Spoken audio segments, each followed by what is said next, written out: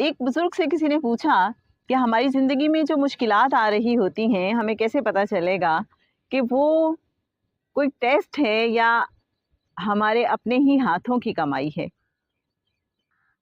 ویسے تو ایک اللہ والے ہیں تو انہوں نے یہ جواب دیا تھا کہ اگر تو جب مشکل وقت آتا ہے تو آپ اللہ سے اور زیادہ جڑ جاتے ہیں تو سمجھ لیجئے کہ یہ ٹیسٹ ہے جس کے بعد آپ کو اس کا انعام ملے گا، اور اگر آپ کی بے چینی میں اضافہ ہو جاتا ہے، ناشکر گزاری میں اضافہ ہو جاتا ہے تو سمجھ لیجئے کہ یہ کوئی سزا ہے۔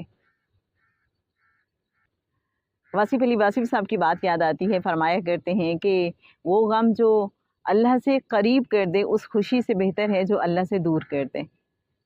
ہماری زندگی میں جو کچھ ہو رہا ہوتا ہے وہ ہمارے اپنے ہی ہاتھوں کی کمائی ہوتی ہے، ہم نے خود کمایا ہوتا ہے، کیونکہ قرآن پاک بار بار اس حوالے سے واضح کرتا ہے کہ زندگی میں جب بھی کوئی مشکل آئی ہے تو تمہارے اپنے ہی ہاتھوں کی کمائی کی وجہ سے، کیونکہ اللہ کسی پہ ظلم نہیں کرتا۔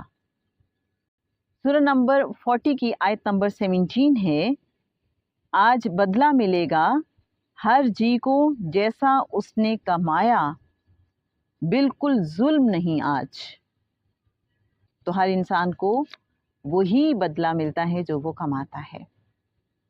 آپ نے کبھی پہاڑوں میں جا کے اونچی آواز سے کسی کو پکارا ہے؟ کوئی آواز لگائی ہے؟ کیا ہوتا ہے؟ وہ آواز پلٹ کے آپ کے اپنے تک آتی ہے، ایکو ہے نا ایسا؟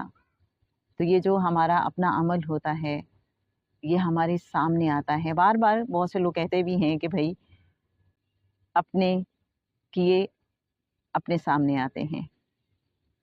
تو بات کیا ہے اصل میں؟ ہماری زندگی میں اگر بے سکونی ہے تو اس کی وجہ ہم خود ہیں،